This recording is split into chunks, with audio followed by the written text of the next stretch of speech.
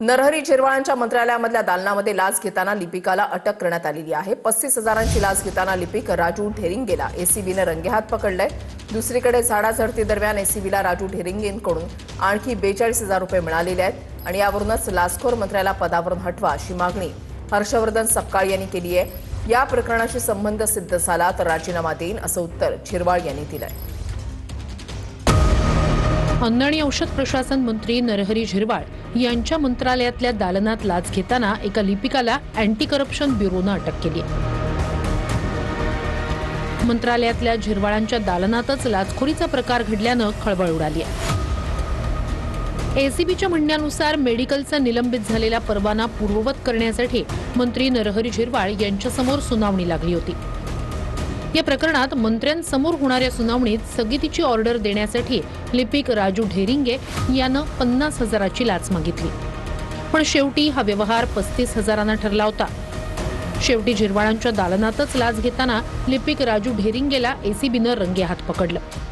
राजू ढेरिंगे त्यांनी मला डायरेक्ट सांगितलं की बाबा तुमचे 12 दिवस बंद आहे, तुम्हाला 50,000 रुपये द्यावे लागतील, तेव्हाच तुमचं काम होईल स्टे ऑर्डरचा, जोपर्यंत होणार नाही। मोठे साहेब आहेत, खासगी सचिव आहे मंत्री महोदयांचं गाडे, डॉक्टर रामदास गाडे, त्यांच्या ऑफिसमध्ये घेऊन गेले ते राजू सर आणि गाडे सरांचं पण बोलणी झाली माझी की सर असं असं आहे, माझी छोटी दुकान आहे, मी एवढे पैसे नाही देऊ शकत तुम्हाला।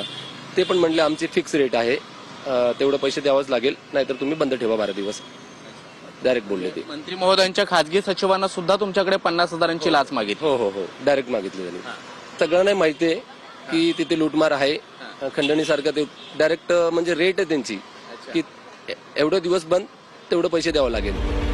लाचखोर लिपिक राजू ढेरिंगेला कोर्टात हजर केल्यानंतर एसीबीनं काय युक्तिवाद केला तेही पाहूया। ढेरिंगेसोबत वरिष्ठांचा सहभाग आहे का याचा तपास करायचा आहे। ढेरिंगेची मालमत्ता किती, या प्रकरणात आणखी कोण कोण सहभागी आहे याचा तपास करायचा आहे। या प्रकरणातील कागदपत्र मिळवायची आहेत। तक्रारदार आणि आरोपी ढेरिंगे यांच्यात फोनवरून संभाषण झालंय, त्यासाठी दोघांचे व्हॉइस सॅम्पल घ्यायचे आहेत असा युक्तिवाद एसीबीनं न्यायालयात केला। त्यानंतर न्यायालयानं ढेरिंगेला 16 तारखेपर्यंत पोलीस कोठडी सुनावली। नरहरी झिरवाळांच्या खासगी सचिवाला अटक कधी करणार असा सवाल हर्षवर्धन सपकाळ यांनी केलाय। वरिष्ठ अधिकाऱ्याच्या आदेशानं लाच घेतल्याचं आरोपीचं म्हणणं आहे असं सपकाळ यांनी म्हटलंय।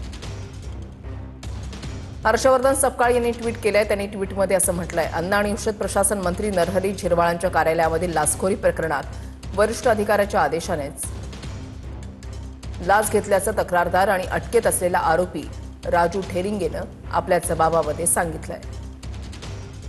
हा वरिष्ठ अधिकारी मंत्री झिरवाळांचा खासगी सचिव असल्याची माहिती खरी आहे का?